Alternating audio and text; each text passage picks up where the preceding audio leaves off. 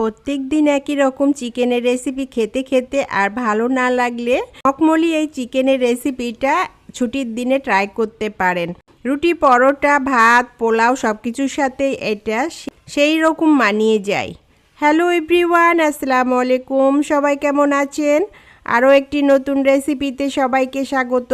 নিয়ে চলে আসলাম চিকেনের একটা লোভনীয় রেসিপি, ক্রিমি আর ইয়াম্মি একটা চিকেনের রেসিপি। আর এই রেসিপিটা আপনাদের খুবই পছন্দ হবে, ভালো লাগবে। ভালো লাগলে, পছন্দ হলে লাইক, কমেন্ট, শেয়ার করে চ্যানেলটিকে সাপোর্ট করবেন।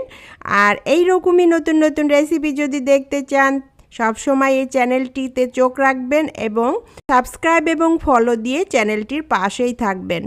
এখানে আমি একটা 2.5 কেজি ওজনের চিকেনের অর্ধেকটা নিয়ে নিয়েছি। রানের পিস এবং বুকের পিস নিয়েছি। এই রেসিপিটাতে যতটা হাড় কম থাকে ততটাই ভালো হয়। তারপর এখানে 1 টেবিল চামচ লেবুর রস, সামান্য একটু লবণ এবং 1/2 চামচ গোলমরিচের গুঁড়ো দিয়ে খুব ভালোভাবে মাখিয়ে নিলাম। খুব ভালোভাবে এটা মাখিয়ে নিতে হবে যেন প্রত্যেকটা মাংসের পিসে এই মশলাগুলো লেগে যায়। মাখানো হয়ে গেছে, এটা সাইডে রেস্টে রেখে দিলাম। আধা ঘন্টার জন্য।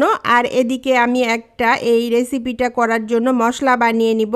এখানে আমি কিছুটা কাঠবাদাম নিয়েছি, অর্ধেকটা জায়ফল নিয়েছি, আর একটা জয়িত্রী নিয়েছি, আর কিছুটা কাজু বাদাম নিয়েছি। চুলায় আমি একটা প্যান বসিয়ে দিলাম আর এখানে এই বাদামগুলো দিয়ে দিলাম। 1 টেবিল চামচ গোটা ধনে দিয়ে দিলাম, 1 টেবিল চামচ গোটা জিরা দিয়ে দিলাম, আর এখানে হলো 5-6টা শুকনা মরিচ দিয়ে দিলাম। দিয়ে এটাকে নেড়ে চেড়ে ভেজে নিব। চুলার আঁচ একদম মিডিয়াম টু লো ফ্লেমে রেখে এটাকে একটু মচমচে করে ভেজে নিব যেন এটা ব্লেন্ডারের জারে দিলে গুঁড়া হয়ে যায়। তো এটা আমি অফ ক্যামেরায় গুঁড়া করে নিয়েছি, এটা সাইডে রেখে দিলাম, পরে এটা ব্যবহার করব। চুলায় একটা প্যান বসিয়ে দিলাম আর এটাতে পরিমাণ মতো তেল দিয়ে দিলাম। এখানে আমি 1/2 কাপের মতো তেল দিয়েছি। তারপর এখানে 1 বাটি পেঁয়াজ কুচি দিয়ে দিলাম। পেঁয়াজটা হালকা করে ভেজে নিলাম, বেশি ভাজতে হবে না। এরকম সাদা কালার থাকতে থাকতে যে চিকেনটা আমি ম্যারিনেট করে রেখেছিলাম সেটা এখানে দিয়ে দিলাম। এবার চিকেনটাকে আস্তে আস্তে মিডিয়াম আঁচে রেখে ভাজবো। ফ্রেন্ডস, ভাজতে ভাজতে আপনাদের সাথে কিছু কথা বলে নেই। আমার পেজে নতুন হলে ইউটিউব থেকে দেখলে একটা সাবস্ক্রাইব করে দিবেন, ফেসবুক থেকে দেখলে একটা ফলো দিয়ে দিবেন। যেসব বন্ধুরা আগে থেকে সাবস্ক্রাইব ফলো দিয়ে রেখেছেন তাদেরকে অসংখ্য ধন্যবাদ। ফ্রেন্ডস, আপনারা সাপোর্ট করবেন, পাশে থাকবেন। আপনাদের সাপোর্টের কারণেই আজ আমি একটা চ্যানেলের অনার হয়েছি। আর আপনারা সাপোর্ট করলেই আমি সাকসেস হতে পারবো। আশা করছি সব সময় পাশে থাকবেন।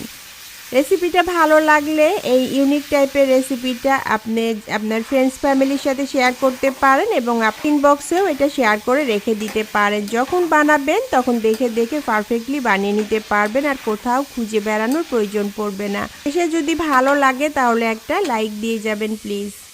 চুলার আঁচ মিডিয়াম টু লো ফ্লেমে রেখে চিকেনটাকে ভালো করে ভেজে নিয়েছি, দেখতেই পাচ্ছেন।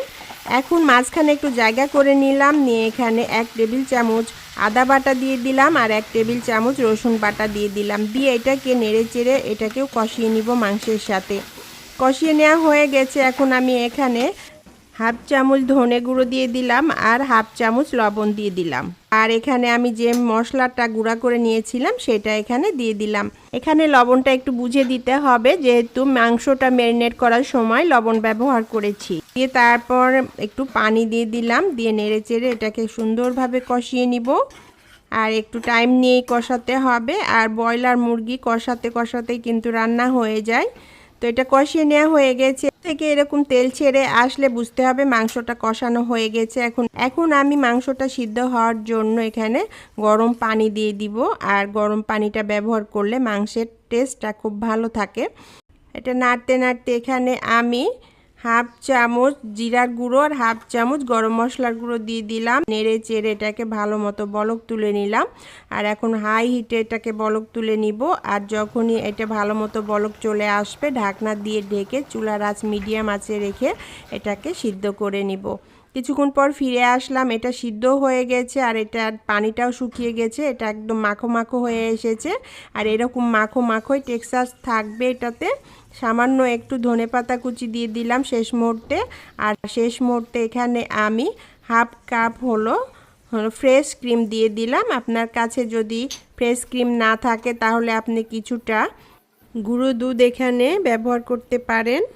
তারপর দিয়ে নেড়েচেড়ে কিছু সময় রান্না করে নিলাম। আর এটা দেওয়ার পর বেশি রান্না করার প্রয়োজন নেই, অল্প একটু রান্না করে নামিয়ে নিতে হবে। তো এটা ভালো মতোই রান্না হয়ে গেছে। এখন আমি চুলাটা বন্ধ করে দিয়ে ঢাকনা দিয়ে ঢেকে রেস্টে রেখে দিলাম। আর কিছুক্ষণ পরে এটাকে গরম গরম পরিবেশন করব। ফ্রেন্ডস, হয়ে গেল দেখুন, একদম চিকেন মখমলি একটা রেসিপি, মখমলি ক্রিমি ক্রিমি একটা রেসিপি। আর এটা যেদিন থাকবে সেদিন কিন্তু কেউ কোনো কথা বলবে না। এটা দিয়ে ভাত, পরোটা, রুটি যাই থাকবে সেটাই খেয়ে নিবে। তো বন্ধুরা, এই রেসিপিটা পোলাওয়ের সাথেও খুবই মানায়। আপনারা কিন্তু একবার হলেও এই রেসিপিটা ট্রাই করে দেখবেন, এই রেসিপিটা প্রেমে পড়ে যাবেন আর সবাই খুবই পছন্দ করবে। সবাই ভালো থাকবেন, সুস্থ থাকবেন। আবার এইরকমই নতুন কোনো রেসিপি নিয়ে চলে আসব আপনাদের সাথে। আল্লাহ হাফেজ।